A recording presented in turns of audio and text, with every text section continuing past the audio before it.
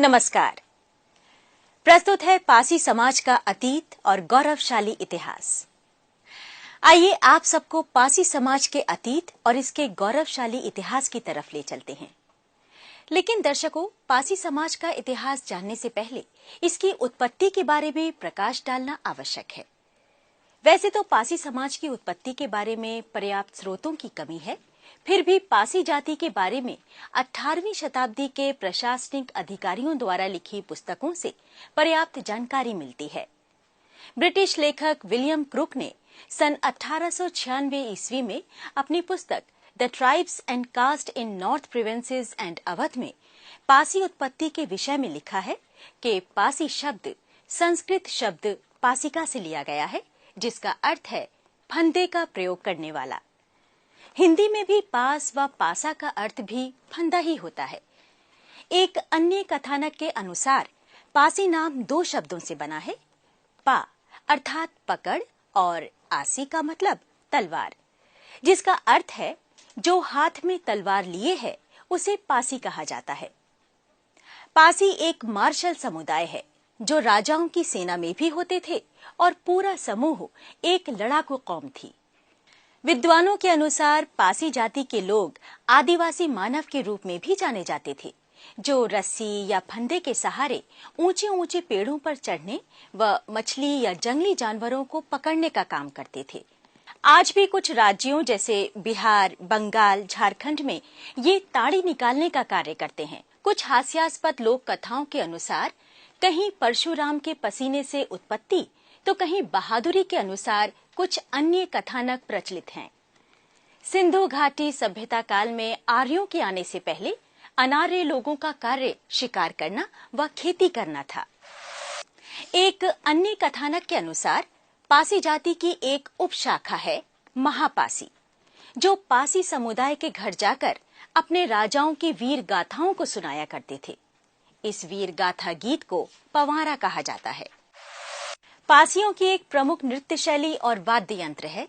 वाद्य यंत्र में डमरू, हुड़क या दनकी होती है। प्रमुख नृत्य तांडव नृत्य होता है, जो युद्ध गीत के साथ गाया जाता है, जिसका सार होता है हुंकार भरकर आक्रमण करो और मुक्का मारकर आगे बढ़ो।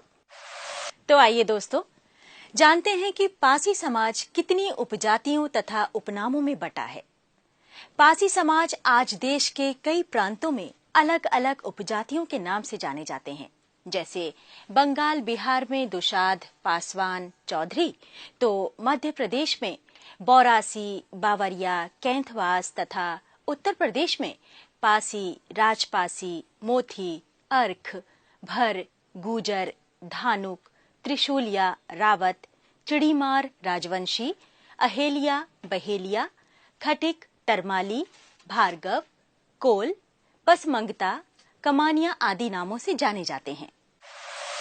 दोस्तों, आप जानते हैं पासी समाज का इतिहास एक बहादुरी से भरा इतिहास है। इतिहास के पन्नों से पता चलता है कि 9वीं शताब्दी से लेकर 13वीं शताब्दी तक देश के उत्तरी भूभाग, विशेषकर आधुनिक उत्तर प्रदेश के कई भूभाग में जैसे बाराबंकी, हरदोई, उन्नाव, लखनऊ, सीतापुर, रायबरेली, लखीमपुर खीरी आदि में पासी राजाओं का आधिपत्य रहा। इनकी कहानी हमारे मौजूदा किले के ध्वंसावशेष बता रहे हैं। Doctor KP. जायसवाल इतिहासकार के अनुसार 140 ईस्वी से 350 ईस्वी के मध्य में राजपासी, राजभर, भारशिव, नागवंशी लोगों ने उत्तरी भारत में शासन किया और बाद में कुषाणों से लोहा लेकर हिंदू धर्म को पुनर्जीवित किया। यहाँ जो भारशिव रहे वही दक्षिण भारत में लिंगायत संप्रदाय कहलाए। ये भी उल्लेख किया जाता है कि यदि राजपासी, भारशिव, नागवंशी न होते तो भारत में हिंदू सभ्यता संस्कृति न होती। हमें जिन पासी राजाओं की जानकारी मिलती है उनमें प्रमुख रूप से 10वीं शताब्दी में महाराजा सुहेलदेव पासी राजभर, जिनका आधिपत्य क्षेत्र श्रावस्ती व बहराइच था। इनका शासनकाल सन 944 ईस्वी से 1044 ईस्वी माना जाता है। उन्होंने काबुल के बादशाह के पुत्र सैयद सालार मसूद गाजी को लड़ाई के मैदान में मार गिराया था। जिसे गाजी मियां के नाम से जाना जाता है।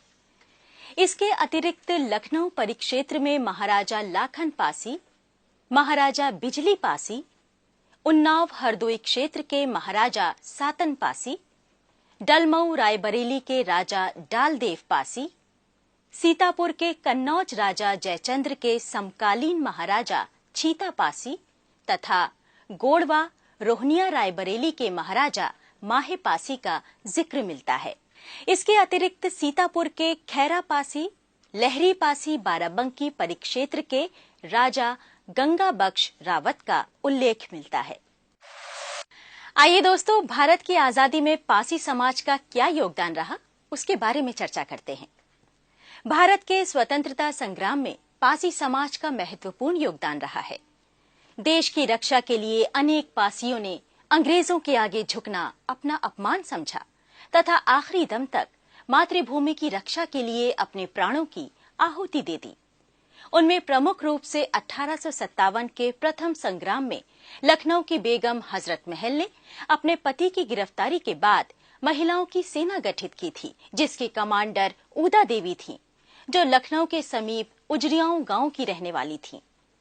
उनका पति मक्का पासी भी अंग्रेजों की सेना का सेनानायक था, जिसने चिन्हट के युद्ध में भाग लिया और वीरगति प्राप्त की।